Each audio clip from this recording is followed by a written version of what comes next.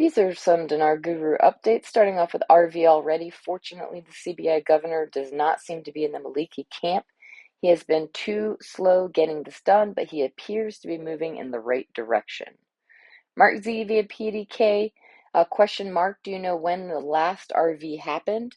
Mark says the last major one was Kuwait in 1992, then in Iraq in the early 70s. It RV'd in similar as we are looking at now. Iraq has had three over the last 100 years. After World War II, there were a number of them, like in Germany and Japan. All right, Nader from the Mid-East. Sadr is back to Parliament to get Maliki out of Iraqi Dinar. Tivan article quote, a statement by the Ministry of Finance on the debts of social protection beneficiaries. Tivan says, I wouldn't understand someone reading this.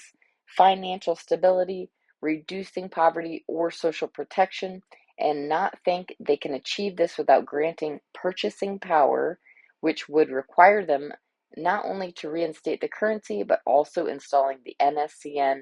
The next 24 to 48 hours will tell us a lot. We're in prime position now. This is unfolding beautifully.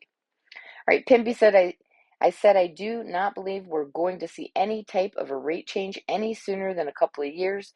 People have lost their minds. They're freaking out. I know. I get it.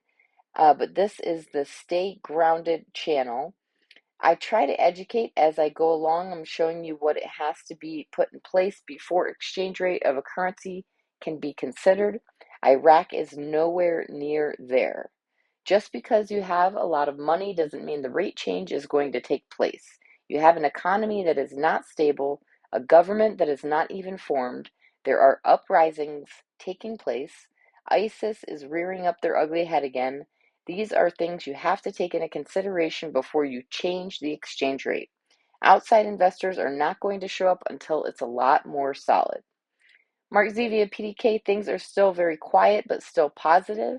I believe we're in a holding pattern while we wait on the trigger event. Things are getting closer. My guess is there will be a seated government in the next 1 to 2 weeks. Tops, they're running out of excuses to not pull the trigger. All right, Frank 26, Iraq boots on the ground TV report Firefly on the TV Today about new book put out, The Stamps and Coins. They're starting to teach us about the coins we are supposed to be getting for Iraq.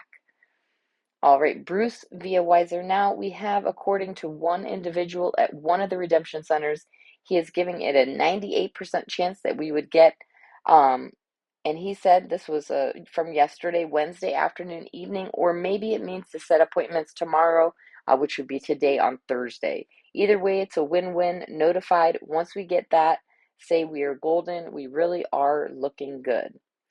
All right, gold lover, I try to keep things real. I just can't reasonably see them releasing a new rate in their current situation.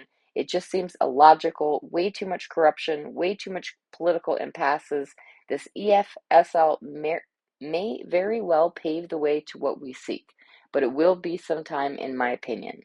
All right, militiaman, the EFSL is slated for tomorrow or the 23rd to be law, whether it is signed by the president or not. As if it is not, it becomes law after 15 days regardless. The law was voted on 6/8/22. Caparini says, yes, Maliki desperately wants to be prime minister again. Not good news. Samson article, quote, Iraq achieves the highest oil revenue in its history. And lastly, Mark Z via PDK, RV news is still quiet, but there's a lot of real world news that shows we are close.